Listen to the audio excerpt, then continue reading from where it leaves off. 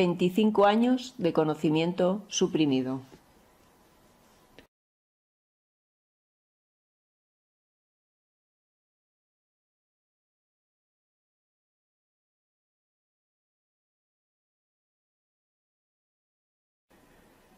Pienso día y noche cómo poder hacerlo para ayudaros en contra de los dominantes, que apuestan por mantener el cáncer como una enfermedad mortal, sin excepción.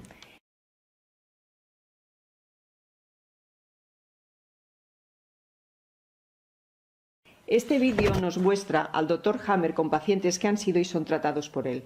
La película es del año 1984 y hace poco que apareció en Internet. Es muy importante ver este film tanto para afectados como sanos y ver que el cáncer es curable, y esto desde hace 25 años. Mientras tanto, los descubrimientos del Dr. Hammer han llegado hasta el punto que las enfermedades como esclerosis múltiple, ELA, Parkinson, asma, alergias, epilepsia, reuma, esquizofrenia, depresión, afecciones oculares, diabetes, neurodermatitis, etc., son curables, y esto sin un gran dispendio económico.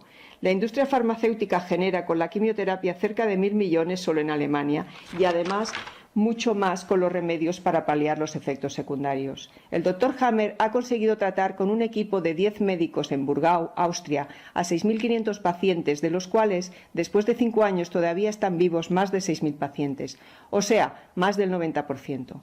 Esto se constató por la Fiscalía de Viena. Los enemigos dicen que no hay ni un solo superviviente. Este film muestra la verdad. En Alemania mueren de cáncer cada día cerca de 1.500 a 1.700 pacientes, 500 niños al año. Si cogemos un 70% de supervivientes, serían 1.050 personas día que se podrían salvar. Motivo suficiente para solicitar el reconocimiento de la Germánica, Nueva Medicina, al conjunto de políticos y estamentos médicos. Este CD se distribuye por Alemania más de 1000 veces. Además, el film se encuentra en Internet para su descarga. Miles de mails se envían con el link. Copie este CD y páselo a sus amigos, conocidos y vecinos. Por favor.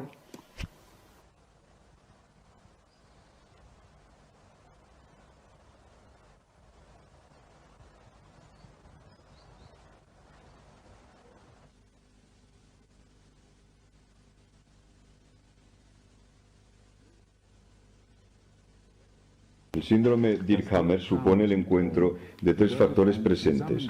Primero, tiene que ser una experiencia conflictiva muy grave. Segundo, tiene que haberse iniciado dramáticamente y el paciente tiene que haber estado durante esa situación aislado, o sea, no lo ha podido comunicar.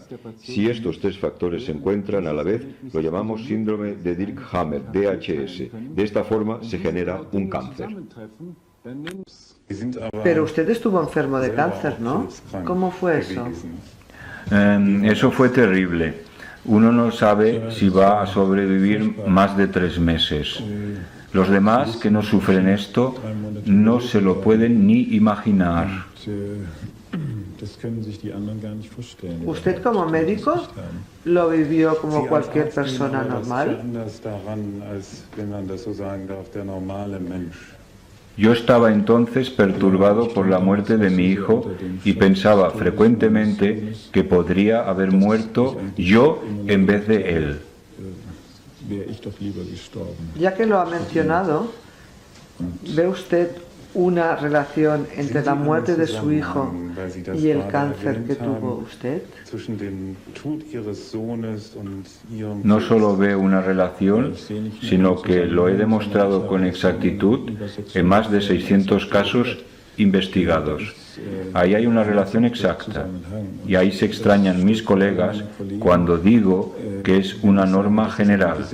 Pero esto es en cada caso si el diagnóstico histológico es correcto. Y está claro que hay una relación. ¿Entre la muerte de su hijo y su cáncer hay una relación? ¿Y esto ya lo suponía usted entonces? Sí, naturalmente, por la sensación subjetiva de la muerte de mi hijo. Tengo que decirlo con más exactitud, por la experiencia conflictual subjetiva. Usted lo ha mencionado varias veces. Entonces, desarrolló una nueva teoría sobre el cáncer. ¿Cómo funciona esto? ¿De qué pasos consta? Primero obtuve resultados exactos. Usted sabe que yo tengo una buena formación científica como físico. Pero a la vez como médico. Sí, como internista, y estoy acostumbrado a pensar científicamente. Para resumir, cada vez que aparece un cáncer, ha habido antes un suceso conflictivo muy grave. Esto es el primer punto. Sí, y he visto después, como segundo punto, que el conflicto era cada vez muy dramático y agudo. En la mayoría de los casos, el paciente podía indicar el minuto, o como mínimo el día y la hora, y que lo vivió muy dramáticamente y agudo. Fue lo peor que le pasó, como con mi hijo, fue lo peor que pudo pasar en su vida. ¿Y el tercer punto? El tercer punto era que en ese momento en que el paciente sufría ese conflicto, siempre estaba en aislamiento. No tenía a nadie con quien hablar sobre ello. O sea, no lo podía comunicar, desahogarse, diríamos. Él se ha comido el conflicto. Estos tres puntos, en resumen, son la causa del cáncer.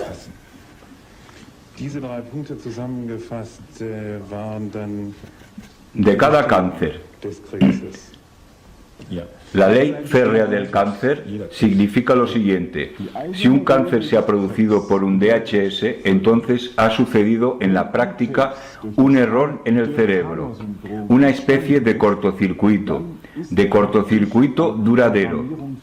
El cáncer se desarrolla cuando este conflicto se mantiene.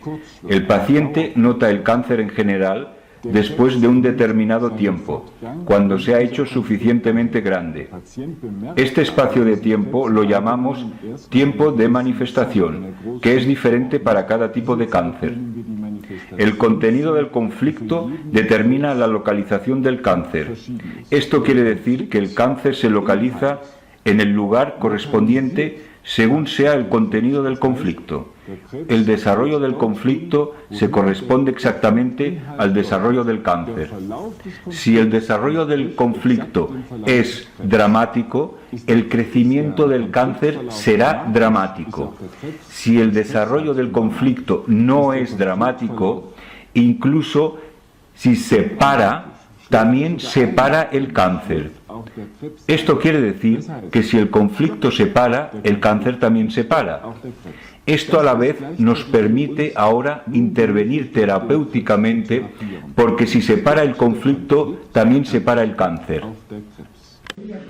Buenos días, señor Glasser. Buenos días. Buenos días. Bueno, ¿cómo va todo? ¿Bien? ¿Superado? Muy bien, todo muy bien. ¿Reconocéis a vuestro padre ahora otra vez? Bueno, señor Glasser, ¿qué le dijeron sobre cuánto tiempo le quedaba de vida? ¿Cuándo vino aquí? Oh Dios, a lo mejor 4 o 5 días. ¿Cuánto rato podía caminar? Mis hijos me tenían que aguantar los dos. ¿Y ahora? Yo ahora estoy otra vez... Yo ayer me alegré de cómo lo ha hecho esto usted. Toda la familia le apoya. Lo encuentro sencillamente fantástico. Así debe ser. Así se imagina uno una buena familia. ¿Cuánto ha aumentado de peso en total? Anteayer aumenté el peso 1/4 kilo y hoy otra vez otro tanto. ¿Reconocéis ahora otra vez a vuestro padre? ¿Está como transformado? No. Sí, esto seguirá, aumentando peso. Tengo que seguir con mi tratamiento hasta estar listo y poder volver a mi casa. Sí, sí.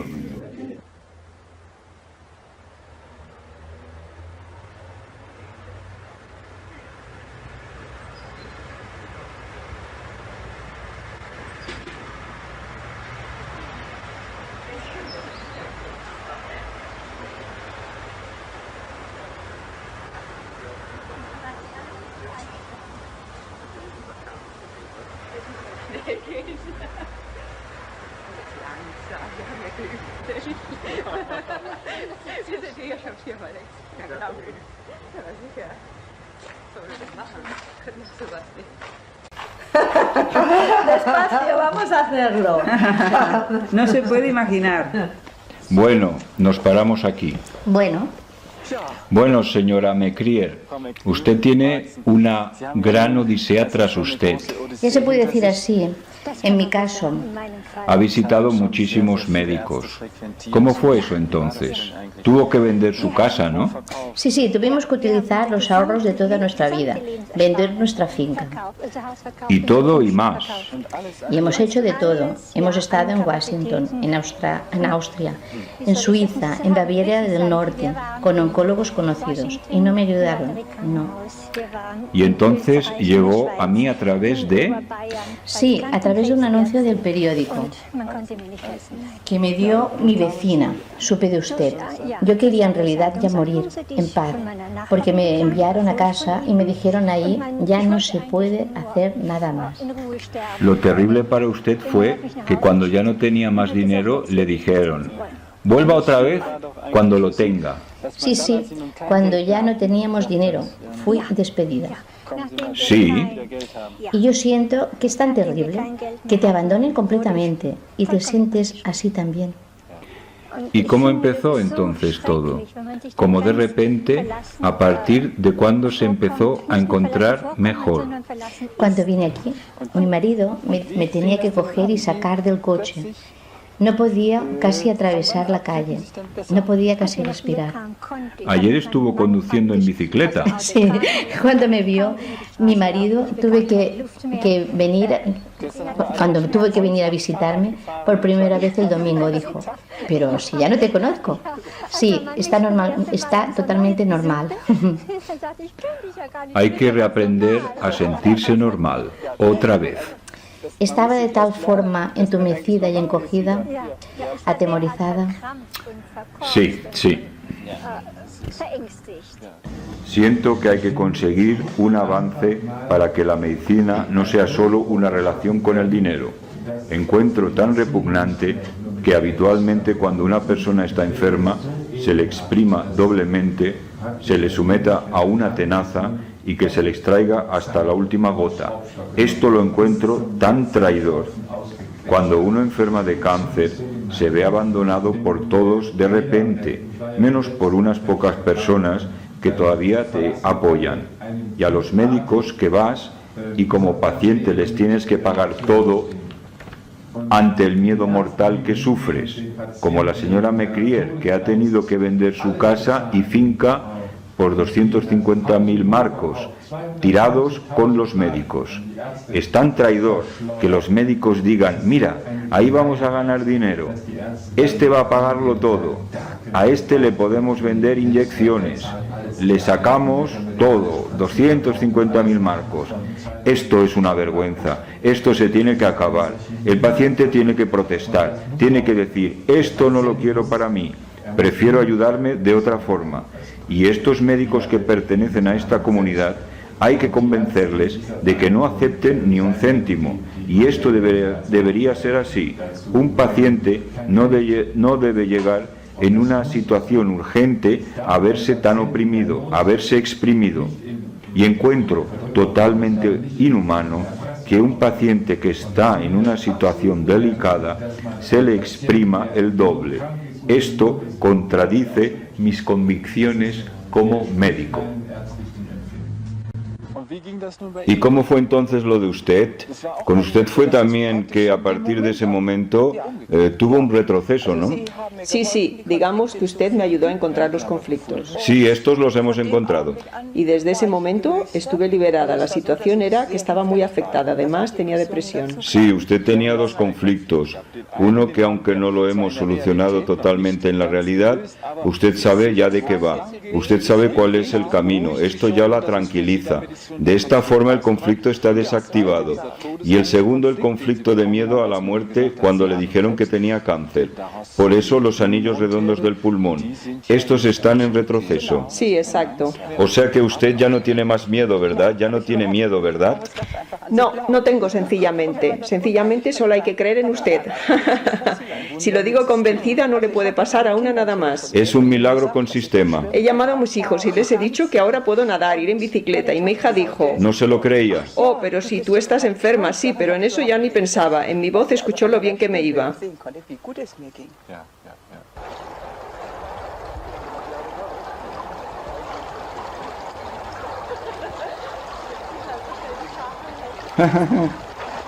Fantástico, esto es fantástico. Fantástico.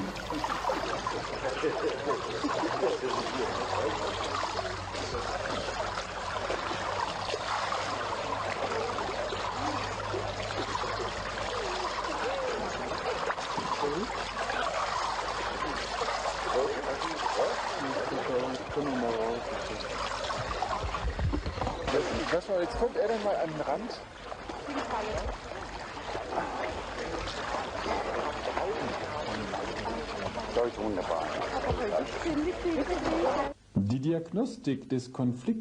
El diagnóstico de la experiencia conflictiva lo podremos hacer en el futuro casi con receta. En general sabemos dónde está el cáncer. Quiero decir, sabemos la localización, sabemos normalmente el diagnóstico histológico, ahora podemos decir exactamente con nuestro sistema el tiempo de manifestación y sabemos también el contenido del conflicto. O sea que podemos calcular retrospectivamente, por ejemplo, en el caso del cuello del útero, cuando ha sangrado por primera vez en la mujer, calcular 12 meses hacia atrás, entonces en ese momento, 12 meses antes, debe haber sufrido una grave situación conflictiva y esta experiencia conflictiva debe haber sido de tipo sexual. Entonces existen las llamadas metástasis a distancia, que según nuestro sistema no existen, sino cuando el paciente le dicen tú tienes cáncer, entonces sufre un nuevo y grave conflicto en muchos o muchísimos casos. Y este gravísimo suceso conflictivo lleva nuevamente a otro cáncer, por ejemplo, en el pulmón o en los huesos. Y esto lo denominan los médicos como una metástasis. Yo esto lo denomino como un nuevo cáncer que se ha producido por un nuevo y gravísimo conflicto. Y este conflicto se mantiene durante todo el tiempo hasta que se reconoce este nuevo cáncer.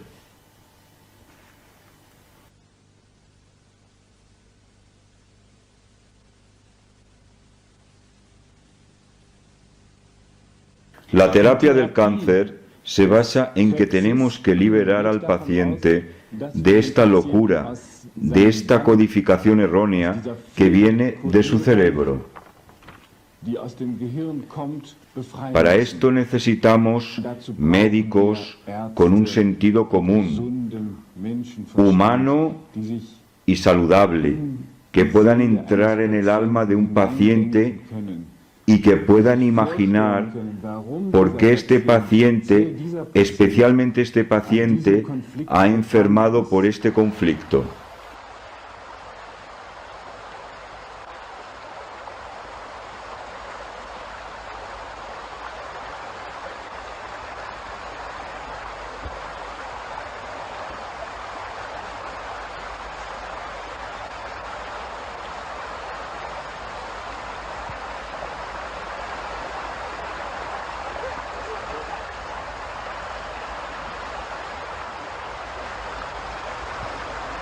Este es el caso de un paciente con carcinoma bronquial. Pudimos observarlo durante bastante tiempo y podemos hacer su seguimiento con precisión. El paciente tenía un conflicto severo con su superior. Tanto yo como la doctora médico en jefe de una clínica importante analizamos el caso. Yo le aconsejé al paciente que viniera con su jefe y se reconciliaran. Hablé con su jefe, vino y se reconciliaron. Fue una situación muy dramática. A partir de ese momento, el paciente se fue encontrando mejor y mejor. Esto era a finales de julio. Vemos este gran proceso aquí en el pulmón derecho, prácticamente inoperable. Detrás del corazón está todo lleno de grúmulos, de ganglios linfáticos. Una vez eliminado el conflicto, de un momento a otro va mejorando espontáneamente el diagnóstico. La doctora me sugirió escoger este caso como caso de prueba. Me dijo, el paciente ni siquiera tiene un 1 por 1000 de probabilidades de sobrevivir. Si el paciente muere, usted estaba equivocado. Y si supera la enfermedad, usted tenía razón. Y ahora se lleva a cabo, podríamos decir, este milagro sistemáticamente. Este proceso retrocede, sin medicación, sin radiación. Eso sí, queda una huella residual, pero después pasa algo.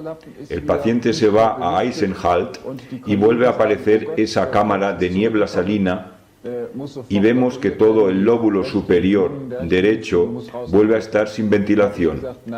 Mis colegas comentan que el cáncer ha vuelto a aparecer y que el pulmón derecho tendría que ser operado y extirpado inmediatamente. Y yo les digo que no puede ser, que el cáncer no puede volver a aparecer, ya que el paciente no ha vuelto a tener ningún otro conflicto con su jefe. Esto solo puede ser debido a que haya sal en los bronquios. Y así sucedió, que en las siguientes semanas el paciente expectoró estas sales. Y más adelante vemos cómo retrocede esta falta de ventilación en el lóbulo superior, permaneciendo, eso sí, esta huella residual. Y también vemos algo muy especial y típico. El mediastino se mueve hacia el lado derecho y el pulmón derecho se contrae y arruga totalmente, todo él sin cicatrices. Es decir, el cáncer se cicatriza y atrofia y arrastra el corazón y el pulmón izquierdo sano hacia el lado enfermo. Se ve también cómo la tráquea se ladea, el corazón se ha movido 1,5 centímetros hacia el lado enfermo. Este es el resultado provocado y acelerado por la inhalación de sales. Así, en un estado similar, es como generalmente vemos el pulmón después de un carcinoma bronquial.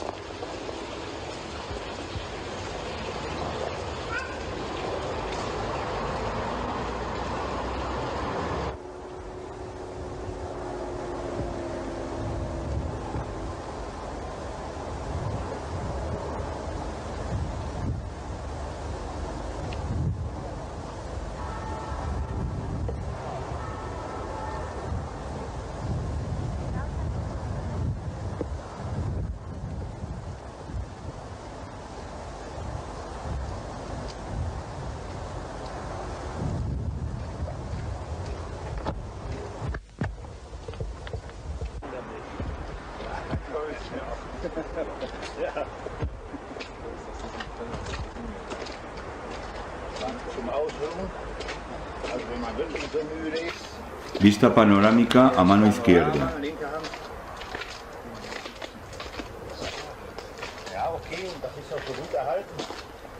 Se ha conservado bastante bien.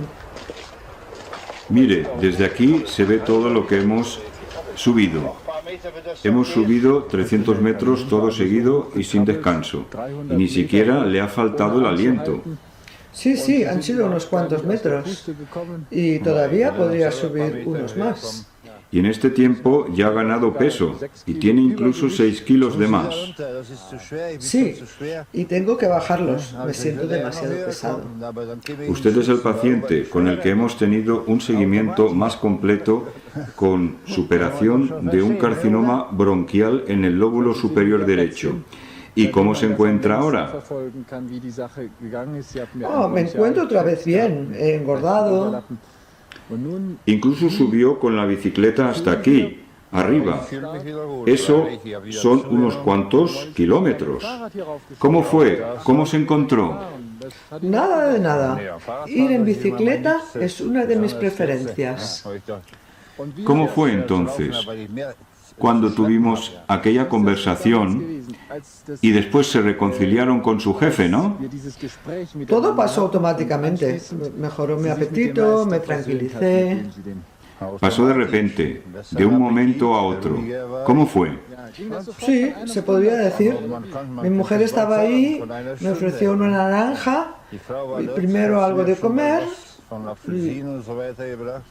Me acuerdo.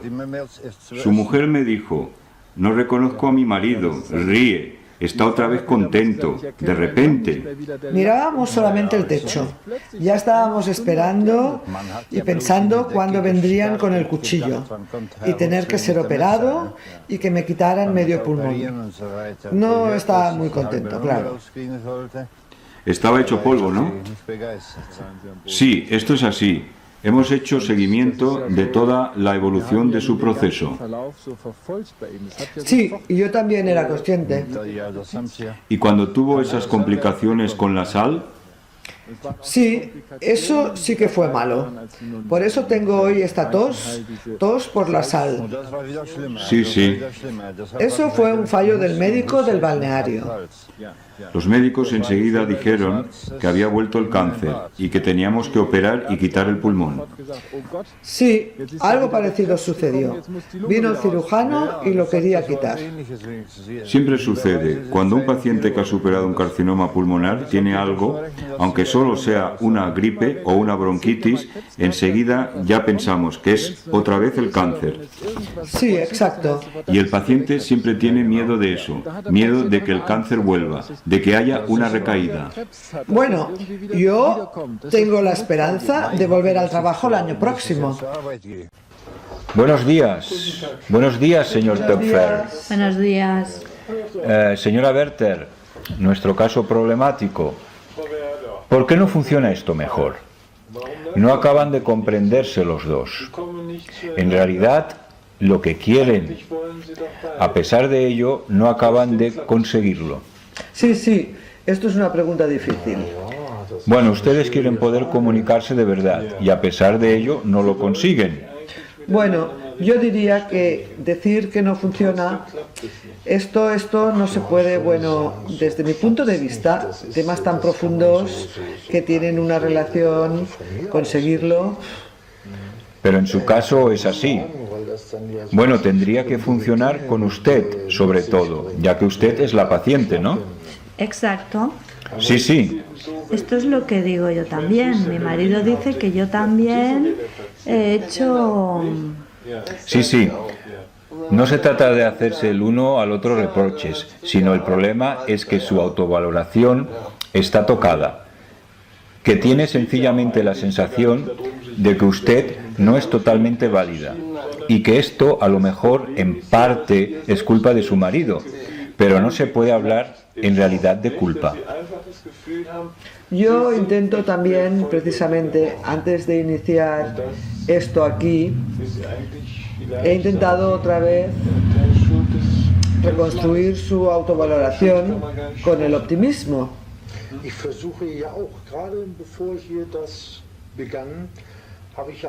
Sí, pero esto no es suficiente. No le podemos simplemente dar solo optimismo, sino tiene que notar que usted está apoyándola del todo corazón. Solo algo así la puede convencer. Bueno, entonces yo, por ejemplo, le digo, mira, yo te he traído aquí. Esto no se hace porque sí. Poder acceder al Dr. Hammer y cuando no se tiene la sensación interior de que ahí hay una posibilidad que se puede utilizar en estas circunstancias y cuando se tiene la sensación de que este es un camino que no se ha hecho. ¿Esto no lo ha convencido todavía? No sé. Internamente convencida no lo está todavía. Esto es difícil. Usted es 15 años mayor que su marido Sí, a su edad esto se nota bastante. ¿Qué es lo que quiere de él para que le llegue al corazón? ¿No? Sí, sí. Y esto no funciona. Difícil, sí, sí.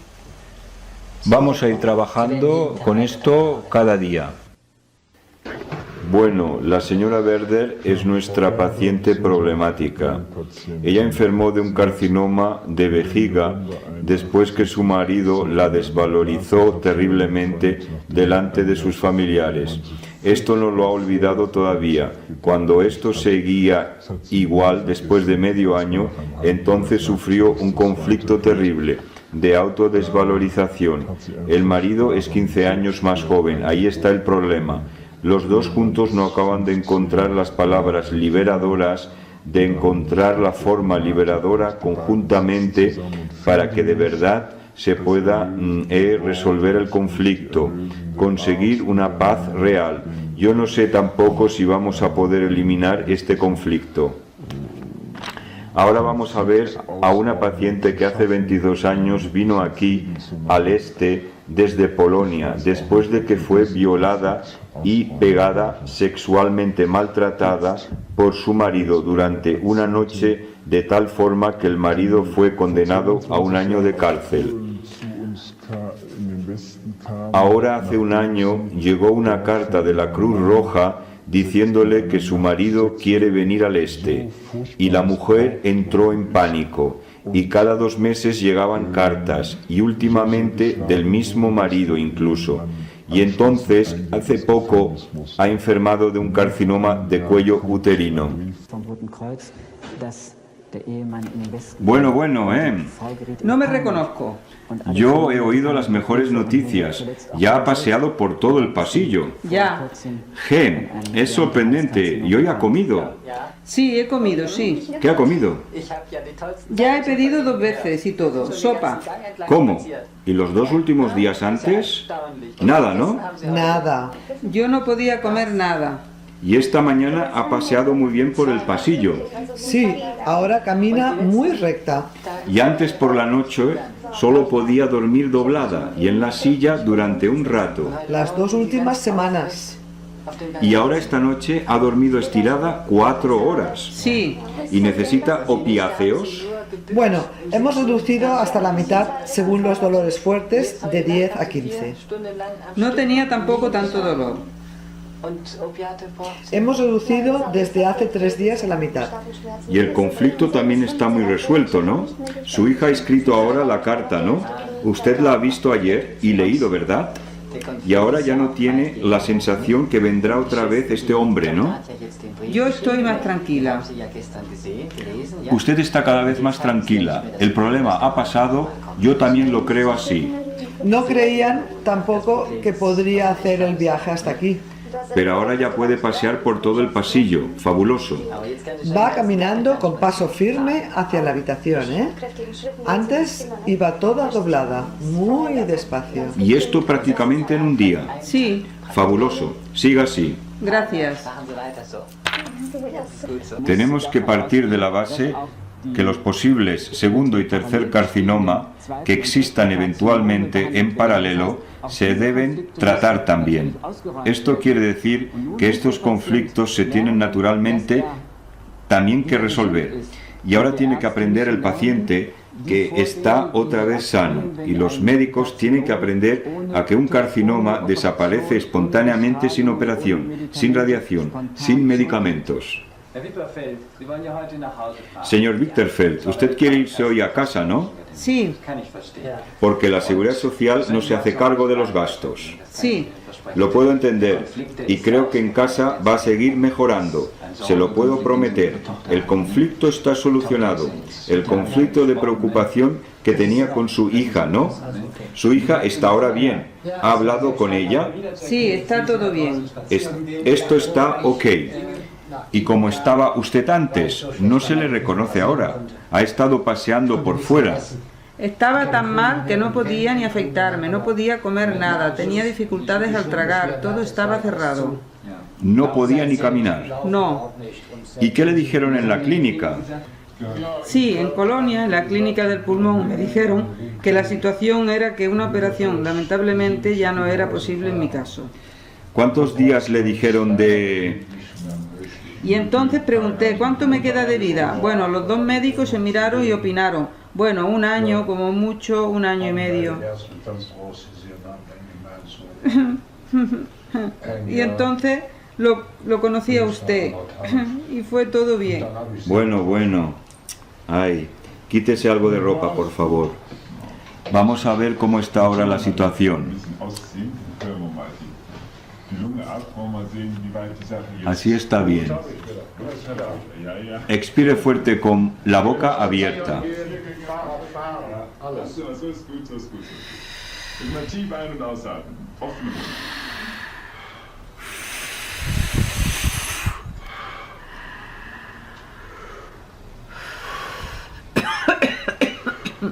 Sí, bueno.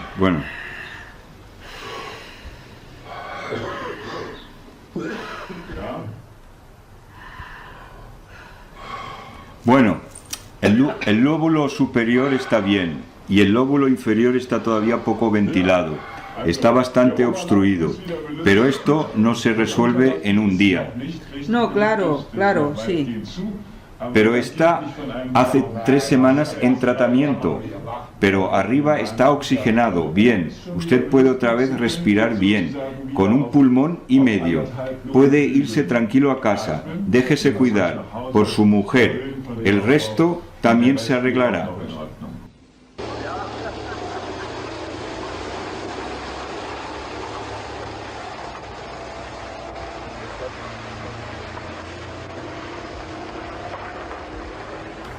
Me llamo Eva Hatjega, vengo de Lüdenscheid y quiero explicar brevemente mi proceso de enfermedad. Me operaron de cáncer intestinal por primera vez en 1978. Y como dijo mi profesor entonces, no había nada más que hacer, o sea que era terminal. Y me informó también sobre mi enfermedad. Esto fue un golpe, con un martillo. Esto no lo puede sentir en absoluto una persona que no lo vive. ¿Cómo se siente uno de ánimos? Yo me enfrenté rápidamente a mi enfermedad. La operación fue bien, el pronóstico, según mi profesor, era muy bueno. También me recuperé rápido después de la operación. Yo debía jubilarme temporalmente, pero no quería, porque tenía un buen puesto de trabajo en la empresa y yo no quería dejarlo, porque soy un luchador por naturaleza y quería mantenerlo como hasta entonces. Hasta el año 1982, en junio, volví a tener dolores en la zona intestinal. Fui 2 veces a urgencias en nuestra ciudad. A partir de ahí fui a la clínica universitaria de Hannover. Y entonces me operaron y se confirmó que tenía cáncer otra vez. Yo mismo solo tenía una vaga idea de mi enfermedad, pero hace poco fui informado por mi mujer que estaba afectado de varios cánceres, incluso otros 2 tumores en la columna vertebral, un tumor pulmonar y posiblemente en el cuello del esófago. Entonces oí por mi hija, que me apoyó mucho, del Dr. Hammer, que había escrito un artículo en el periódico Bild. Y mi hija consiguió su dirección, hasta que pudimos contactar con el Dr. Hammer, entrar y me aclararon que mi enfermedad tenía un origen anímico y que había tenido conflictos que yo reconocí. Tuve, por ejemplo, un grave accidente de coche estuve casi muerto. Después, de tipo económico, quién paga los daños, y anteriormente también conflictos en el trabajo con mi jefe. Después de la conversación se me quitó un peso de encima. Yo me he integrado muy rápido con el grupo de pacientes. Es así. Señor colega, usted no ha entendido bien el tema, el sistema.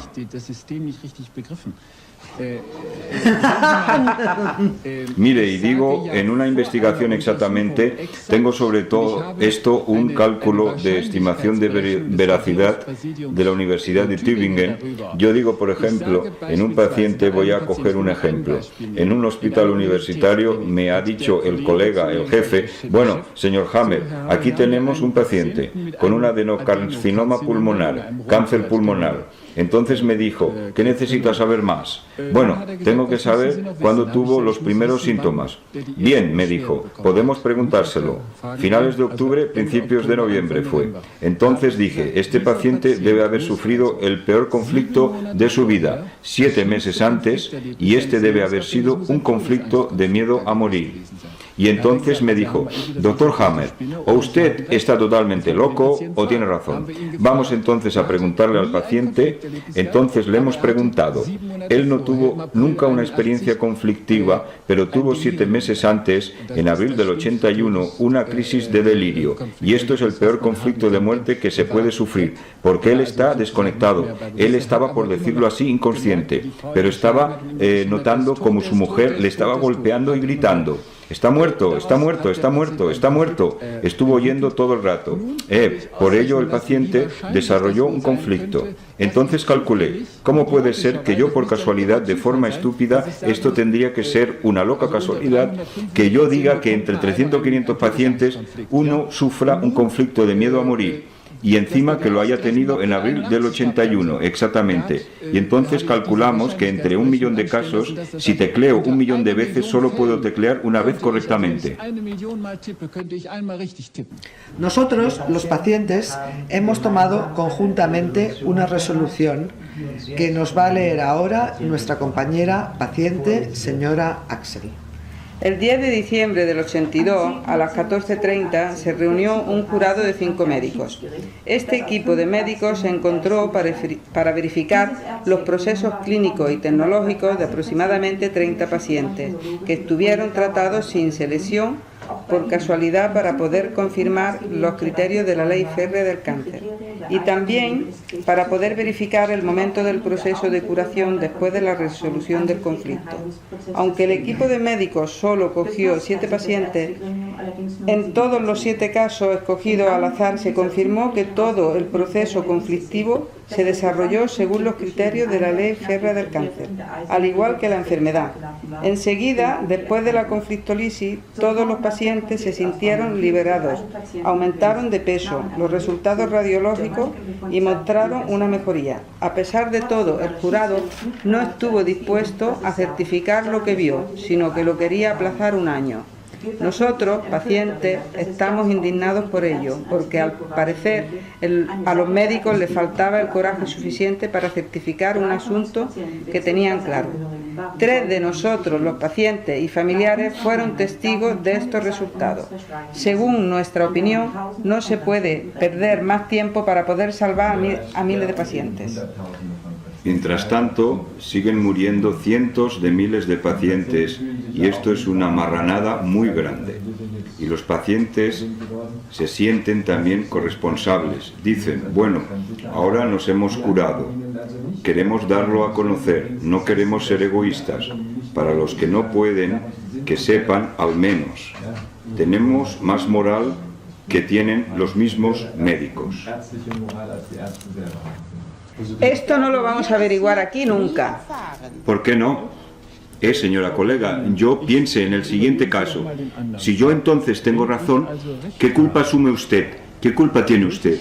En un año son cientos de miles de pacientes que han muerto en Alemania. Y si los hubiéramos podido salvar, como por ejemplo el señor Similka, entonces tendríamos... Querido señor. Hubiéramos hecho algo fantástico. En cambio hemos cargado con la culpa. Si yo tengo razón, esto no se le va a poder quitar nunca de encima, señora colega. Señor colega, yo le puedo decir... Esto es ser cobarde delante del enemigo. Es cobardía. Y entonces los médicos tienen todos miedo. No quieren hablar con la prensa. Y no quieren que salga su nombre para no tener problemas con el colegio de médicos. Es lamentable. La verdad se puede certificar siempre. Y a nadie se le puede exigir nada por certificar la verdad. Yo es que no puedo entender estas situaciones. Nadie ha pedido que certifiquen más que lo que es verdad.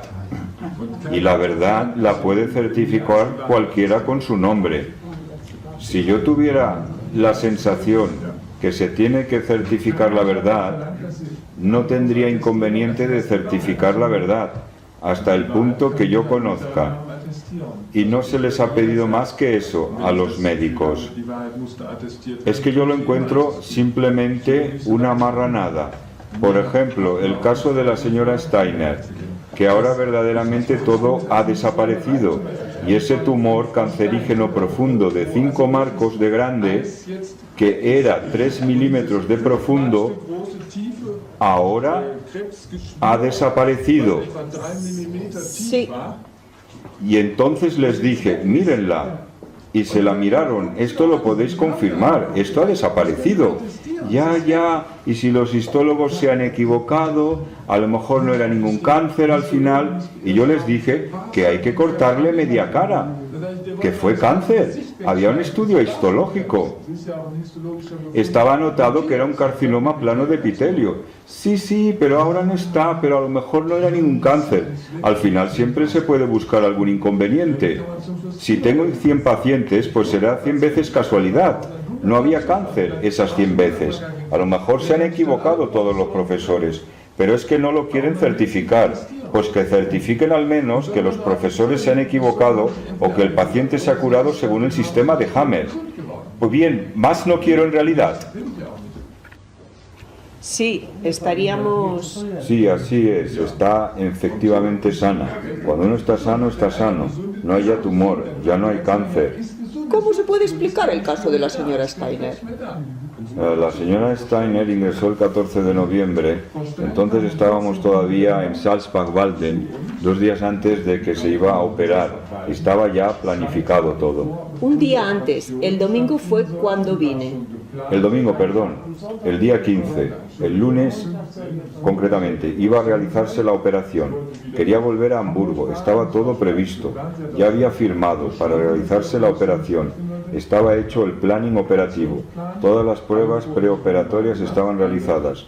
Era un carcinoma plano del epitelio, aproximadamente así de grande. Un tumor cancerígeno del tamaño de 5 marcos, en la mejilla derecha. También me hicieron una biopsia. Sí, una biopsia, y se pudo ver un tumor profundo de 3 milímetros. Y entonces yo le dije, bueno, señora Steiner, cuéntelo usted misma. Usted me preguntó si había tenido un conflicto importante. ¿Un conflicto de...? Sí, de 9 meses aproximadamente. Sí. Estaba también mi hermano y dijo, acuérdate que hace aproximadamente 9 meses, en febrero, te retiraron el carnet de conducir. Sí. Y entonces se sorprendió usted. Por aquello es por lo que se inició. Sí, ya. Y su hermano comentó también que usted hablaba continuamente sobre el carnet de conducir. En realidad es un conflicto menor en comparación con un cáncer, pero usted pensaba día y noche sobre el carnet y a pesar de ello podría haber perdido media cara. Así era que le dieron una posibilidad de supervivencia del 50%. Y entonces le dijo, la señora Steiner no vaya a operarse. Yo le garantizo que si su hermano tramita lo del carnet, a usted le devuelven el carnet y esto va a reducirse por sí solo y en 4 semanas no la va a reconocer nadie. ¿Es así? Sí, y mi hermano quería hacerlo. Él se puso rápido en marcha. En cuestión de 2 días le dijo: Ingrid, esto está solucionado, lo tengo controlado, tú tienes que hacer esto, y en unos cuantos días tenemos todo reunido y entonces te devolverán el carnet. Muy bien. Ahora miramos. Ayer la boca por dentro y ya no se ve nada de nada, absolutamente nada. Una ligera rojez donde había estado antes el cáncer. Ahora ya ni lo noto. O sea que ha desaparecido totalmente. Los médicos lo han confirmado. Ha desaparecido de verdad. No se ve prácticamente nada. Creo que es una curación completa y ahora como vuelva al hospital de Hamburgo dirán, esto es un milagro o una casualidad o cualquier otra cosa. Sí, eso dirán. Esto es el típico caso que después dicen que esto no era seguramente cáncer. En ningún caso debe tener razón Hammer. No debió ser cáncer, pero la cara se la querían cortar y estaba ya previsto la operación para el día siguiente. Le querían cortar todo, le hubieran sacado mandíbula, media mandíbula. Entonces solo podría haber comido purés. Y ahora está completamente curada. Podía beber vino.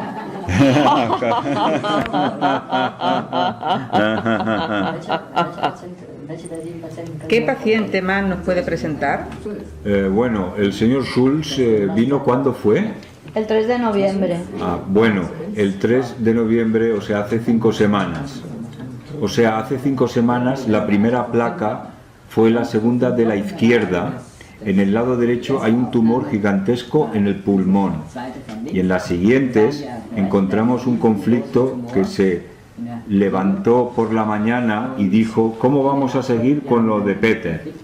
Puedo decir, un hijo que no estaba contento, suspendió y tuvo que dejar los estudios. Entonces no tenía profesión. Su mujer perdió también el trabajo. Y usted como buen padre pensó, ¿qué va a ser de Peter? Y el problema, Peter, se levantaba y se acostaba con esta preocupación. Y entonces dijimos, señor Schulz, este problema lo tenemos que solucionar seguro. Él tiene que acabar los estudios, hacer una preparación técnica en Bremen y le hemos escrito a la señora Merkens, por favor, a ver si lo podemos arreglar para que consiga acabar los estudios, que acabe el semestre. Sí. Sí, y Peter lo hará. 100%. 100%, sí. Y las imágenes de rayos X muestran que todo está bien. Y esta segunda imagen muestra cómo retrocede progresivamente el tumor. El tumor se hace más pequeño, la cicatriz se reduce, se hace más pequeña. Y el señor Schulz ha aumentado de peso un poco. 3 kilos. 3 kilos. Ahora seguirá aumentando de peso. Y el azúcar ahora 60. Sí, y ahora se encuentra bien. 100%. Esto lo vimos ayer, señor Schulz. Lo que es importante es que el señor Schulz no ha sido tratado nunca con citoestáticos y no ha recibido nunca radioterapia. Y según la medicina oficial, no recibió nunca un tratamiento convencional. Pero el conflicto se ha solucionado. A partir de ahí, señor Schulz, ¿lo podría usted explicar también? Cuando usted supo que Peter acabaría los estudios... Yo me sentía bien, iba todo muy bien, estaba más animado, comía con alegría y... Usted perdió antes mucho peso, ¿no? Perdí 10 kilos. 10 kilos, sí, ya.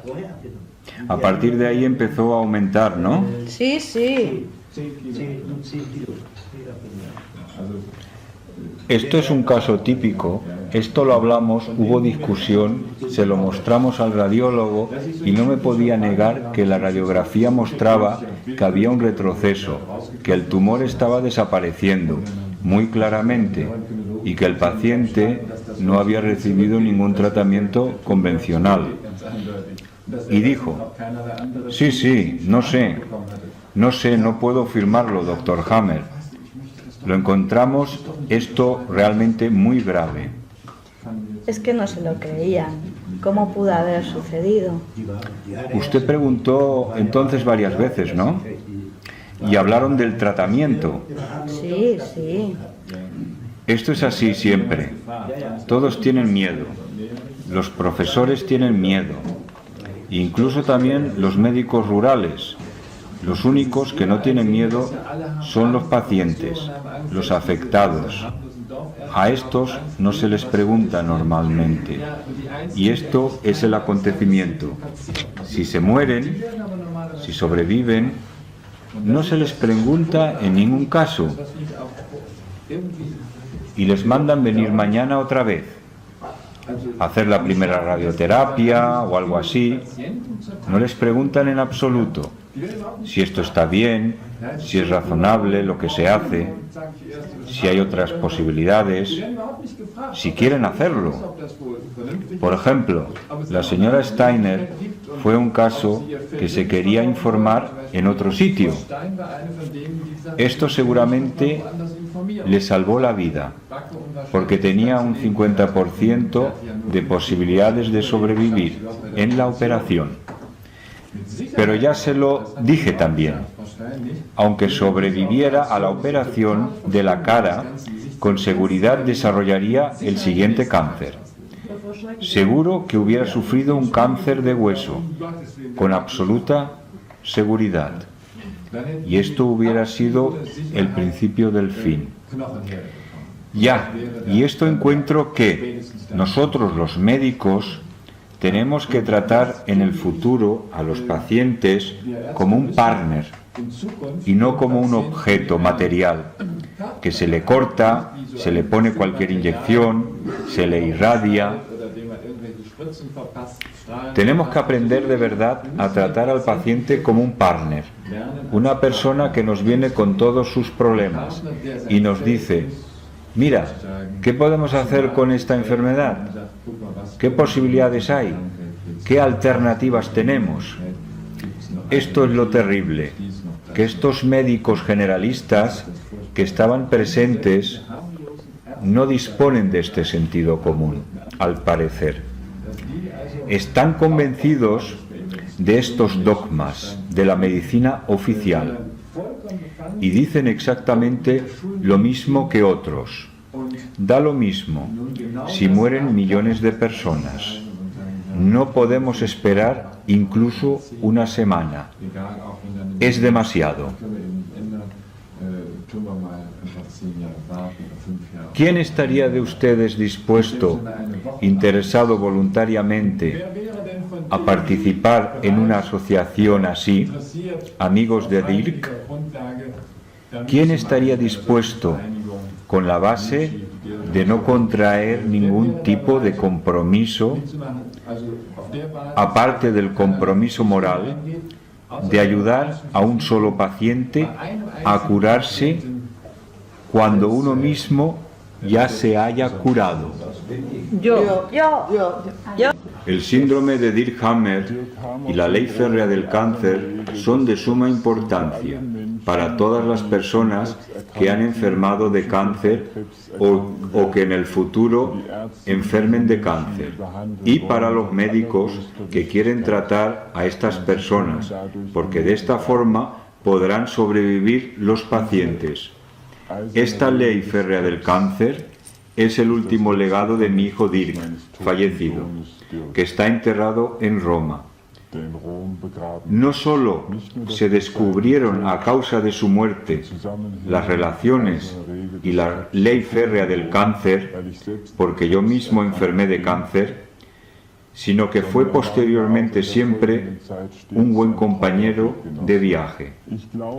Yo creo poder decir, sin exagerar, que la ley férrea del cáncer será el descubrimiento más importante de los últimos 100 años en la historia de la medicina, y pondré patas arriba los conceptos médicos actuales, y de la misma envergadura eran los impedimentos que tenía y que sigo teniendo que superar todavía actualmente. En especial, la familia del asesino de mi hijo y la mafia conectada con ellos han evitado que se puedan publicar estos descubrimientos. Pero no solo ellos, sino también la medicina oficial, la industria farmacéutica, la industria de rayos X, todos se han enfrentado contra mí y siguen luchando contra mí, poniéndome piedra tras piedra en el camino. Si nos hubiéramos puesto en marcha enseguida, desde hace un año, y hubiéramos puesto en práctica estos conocimientos, podríamos haber salvado la vida a millones de personas. Y lo podríamos hacer también en el futuro, ya que diariamente mueren millones de personas de cáncer, que podríamos salvar de una forma muy sencilla, con sentido común sano, con gran sensibilidad y conciencia, sin operaciones, sin radiaciones y sin medicamentos.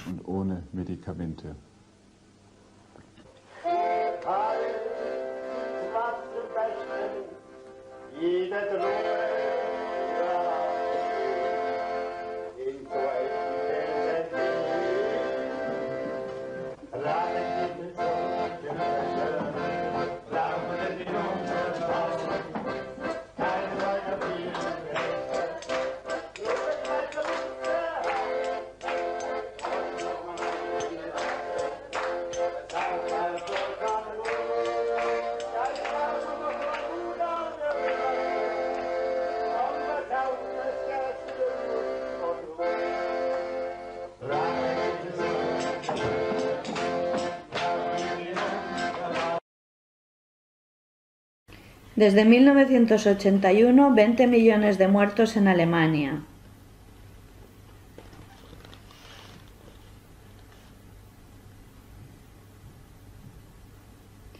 Nos hemos manifestado en Berlín, Tübingen, Heidelberg, Karlsruhe, Hamburgo, Múnich, Roma, Viena.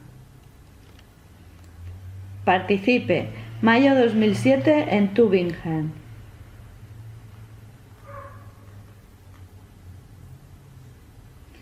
Manifestación en Tübingen, sábado 13 de mayo 2006 a las 12:30.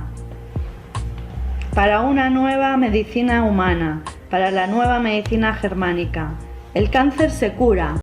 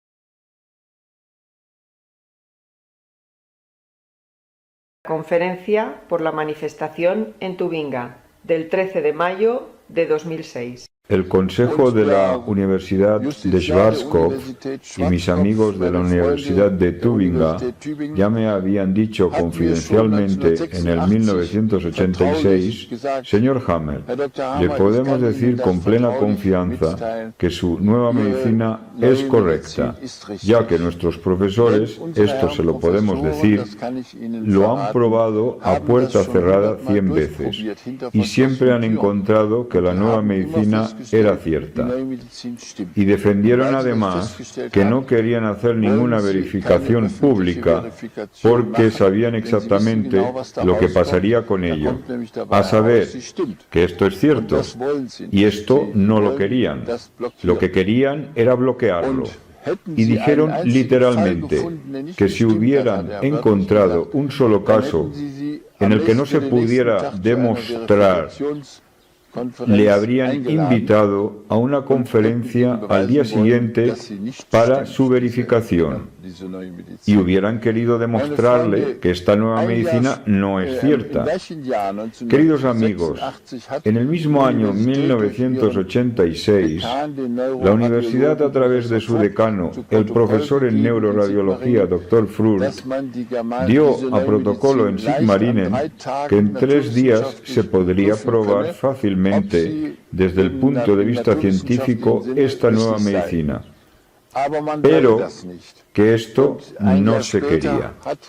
Un año más tarde, el tribunal de Sigmarinen decidió mediante resolución que había acuerdo y que esta nueva medicina solo se podría probar mediante reproducción en el mejor de los casos, es decir, que se puede probar en 3 días. Y se sabe exactamente, y esto está jurídicamente constatado, que esta aprobación solo se puede hacer mediante la reproducción en el mejor de los casos. Sin embargo, amigos míos, no se trata solo que podamos incorporar fluidamente estas 5 leyes en la medicina oficial sin fricciones, sino que esta nueva medicina es mucho más, a saber, que esta medicina germánica significa la libertad para los pacientes y la libertad para decidir cómo quieres ser tratado. Ustedes saben que existe una determinada comunidad religiosa que desde hace 22 años puede aplicar esta nueva medicina germánica. A nosotros, en cambio, no nos está permitido, nos está prohibido. Nosotros morimos en un 98% de los casos y con estos terribles pensamientos me voy cada día a la cama y me levanto al día siguiente, porque todos los días, de nuevo, les estarán quitando la vida a 1.500 personas. Amigos míos, si estuviera permitida la nueva medicina germánica, cada paciente podría decidir si quiere ser tratado con esta nueva medicina, que por ejemplo en enfermedades de cáncer tiene un 98% de éxito. Pero queridos amigos, no necesitamos solo la libertad para decidir qué tipo de tratamiento deseamos para nuestra enfermedad, sino que también necesitamos la libertad que se nos ha quitado. El ser humano ya no es libre. Esto lo verán claramente en el ejemplo de que cada día 1.500 personas son sacrificadas y no tienen la libertad para luchar contra ello. Y no necesitamos solo la libertad, necesitamos la dignidad, que cada ser humano pueda vivir de una forma digna y pueda también morir de forma digna. Hay un 98% de sobrevivencia, pero existe también este 2% que al final de la vida, por ejemplo, en la senilidad, cuando nos hacemos mayores, que llega un momento que morimos. Y estos son este 2% con los que no tenemos éxito y se nos mueren. Pero amigos míos, necesitamos no solo la libertad y la dignidad, necesitamos también el derecho. Con el ejemplo de la nueva medicina podemos ver cómo se nos está pisoteando este derecho, que en nuestra sociedad no existe en absoluto, el derecho.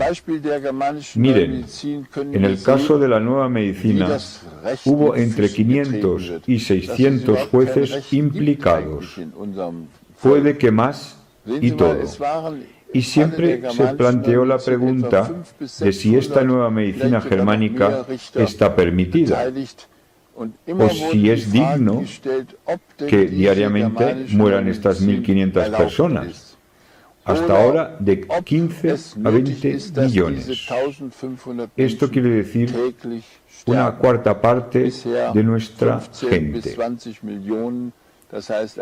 Y respecto de esta pregunta, cada uno de estos 500 jueces siempre han mirado hacia otro lado y siempre han dicho que no es tan importante, que no hay la necesidad de tomar una decisión, que no está a debate, que no tiene importancia, y así sucesivamente.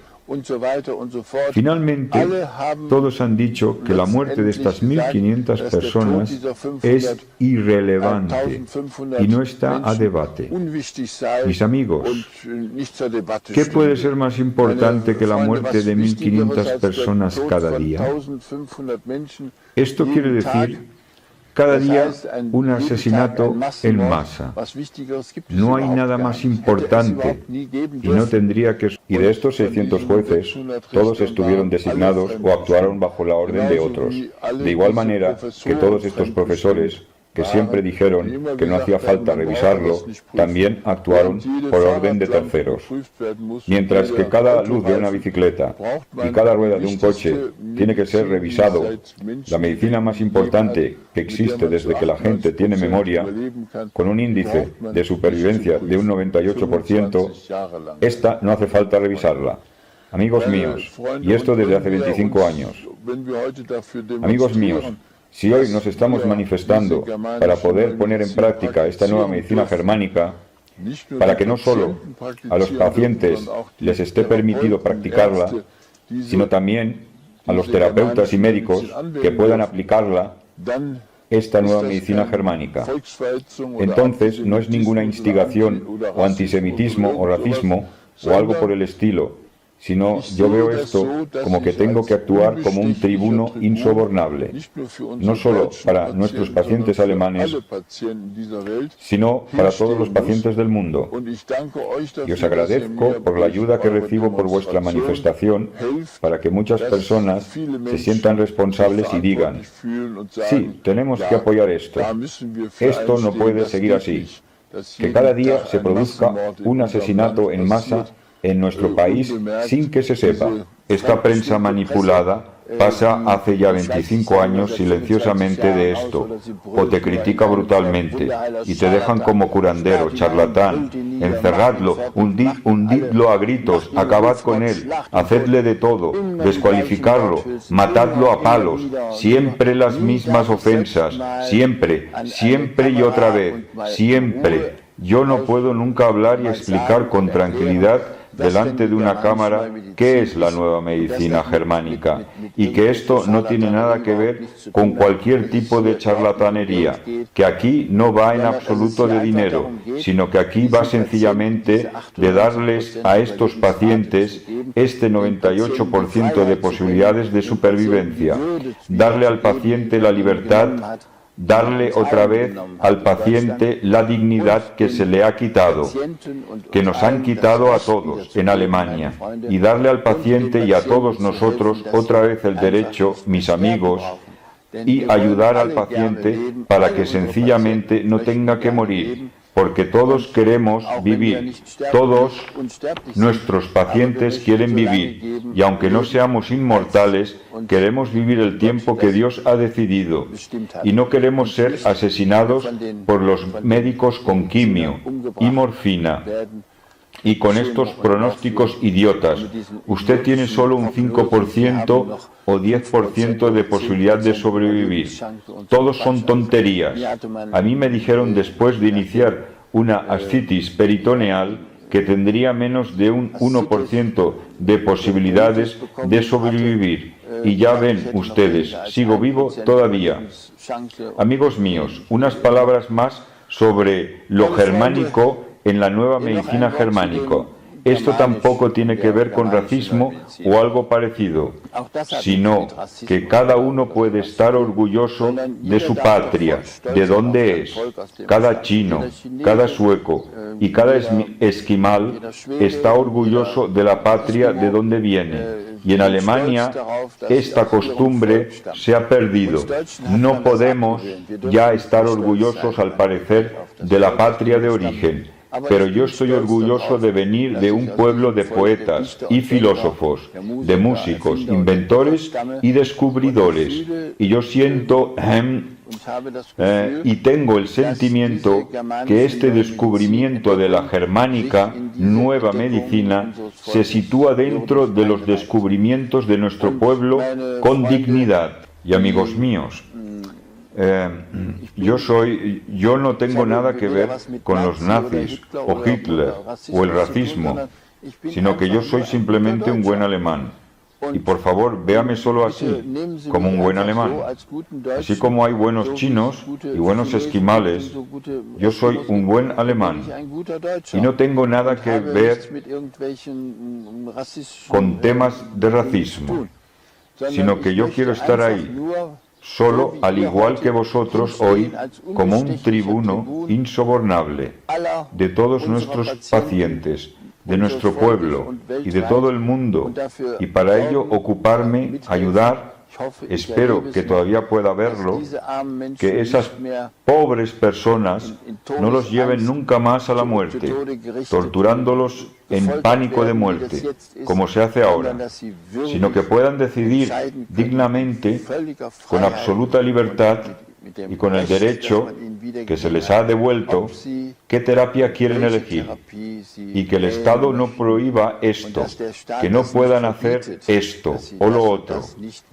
Quiero decir que no puedan usar la nueva medicina germánica. Palabras del entonces presidente del Banco Mundial y secretario de Estado de los Estados Unidos de América, Robert McNamara. Para limitar la explosión demográfica se tienen que adoptar medidas drásticas, aunque sea en contra de la voluntad de la población. La reducción de la tasa de nacimiento se ha visto que es inviable e insuficiente, o sea que se tiene que elevar la tasa de mortalidad por medios naturales como la hambruna y enfermedad. Leído en Je Tout Compris, número 2, febrero del 87, ediciones Machiavel.